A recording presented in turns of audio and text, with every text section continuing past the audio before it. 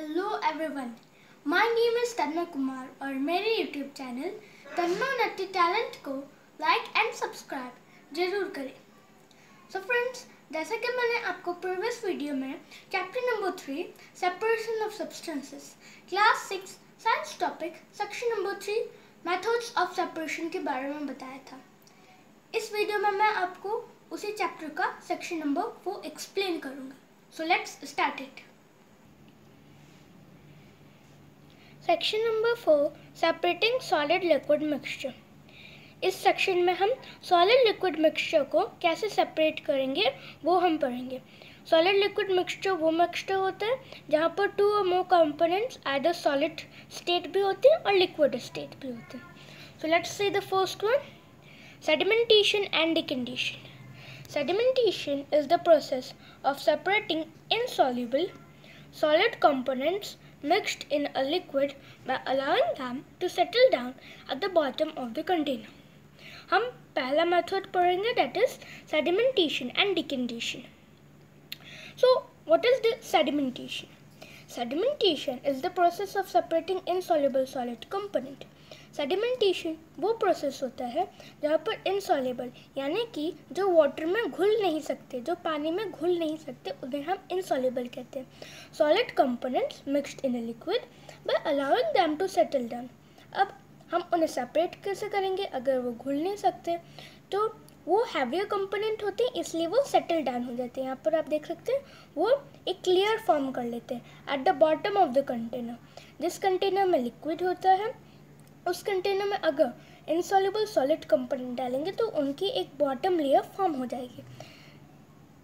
This method of separation is based on the difference in the weights of the components of a solid liquid mixture. In this method the mixture is kept undisturbed for some time so that the heavier insoluble solid components settle down at the bottom of the container containing the mixture. ये separation का method किस चीज़ पे difference है? Weights पर difference है, यानी कि उसके वजन पे आधारित है कि आइदर उसका वेट लाइट वेट है और हैवियर वेट है। तो ऑफ कोर्स जो कि सॉलिड कंपोनेंट होगा उसका वेट हैवियर होगा, तो इसलिए वो लिक्विड के अंदर एक बॉटम लेयर फॉर्म कर लेगा क्योंकि वो हैवियर होगा और इनसॉल्युबल भी होगा, जिससे कि वो घुले ना। कंटेनिंग द मिक्सचर, जिस मिक्सचर में है वो वहाँ पर अपनी लेयर बना लेगा। The solid component that settles down during sedimentation is called the sediment.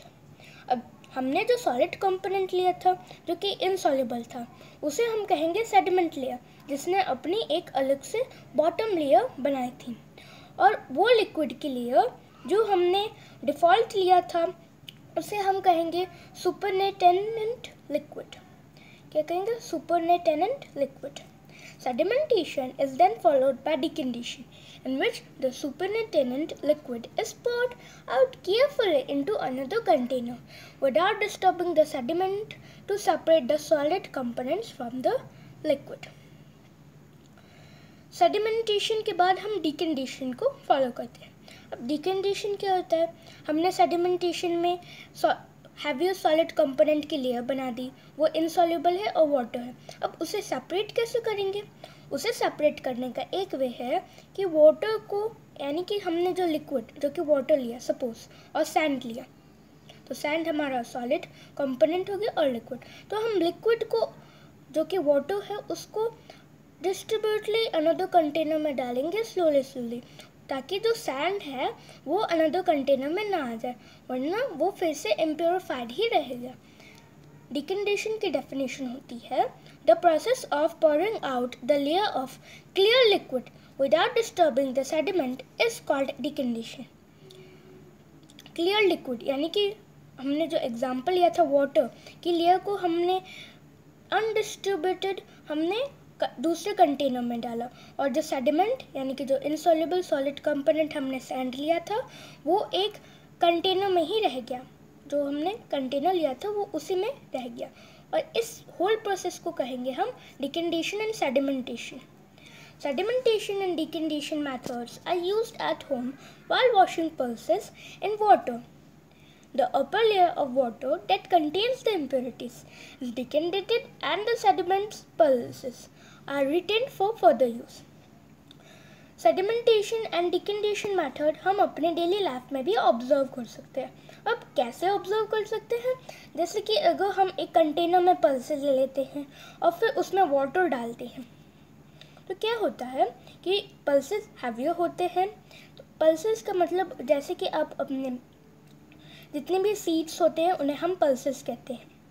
सो वो पल्सेस एक अलग लेयर फॉर्म कर लेंगे जो कि एट द बॉटम फॉर्म करेंगे और जो वाटर यानी कि जो सुपरनेटेंट लिक्विड रहेगा वो अपने अलग लेयर फॉर्म करेगा. बिकॉज पल्सेस हैवियर है इसलिए उसने अपनी बॉटम लेयर फॉर्म की. अब डिकेंडेशन प्रोसेस हैपन होगा. डिकेंडेशन प्रोसेस कैसे हैपन होगा? उस वाटर को हम अच्छे से हम दूसरे कंटेनर या फिर कहीं और हम उसको पॉर आउट कर देंगे जिससे कि पल्सेस प्योरीफाई हो जाएगा और वो फर्दर यूज़ यानी कि कुकिंग और एनीथिंग के लिए वो यूज़ हो सकता है. अब हम गो ग्रीन एक्टिविटी को डिस्कस करेंगे.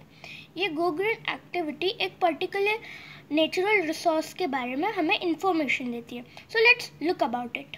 The modern methods of purification of water using various types of filters involve the consumption of electricity and discharge of harmful substances in the water that is let off as waste.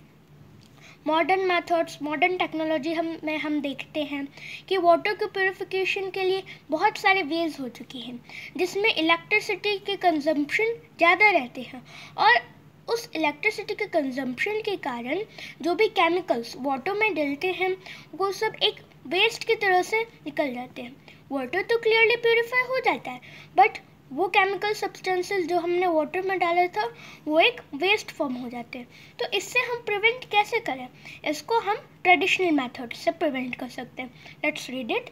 It can be reduced by practising the traditional methods of purification of water at home such as boiling the water and filtration of water using gravel, sand and charcoal.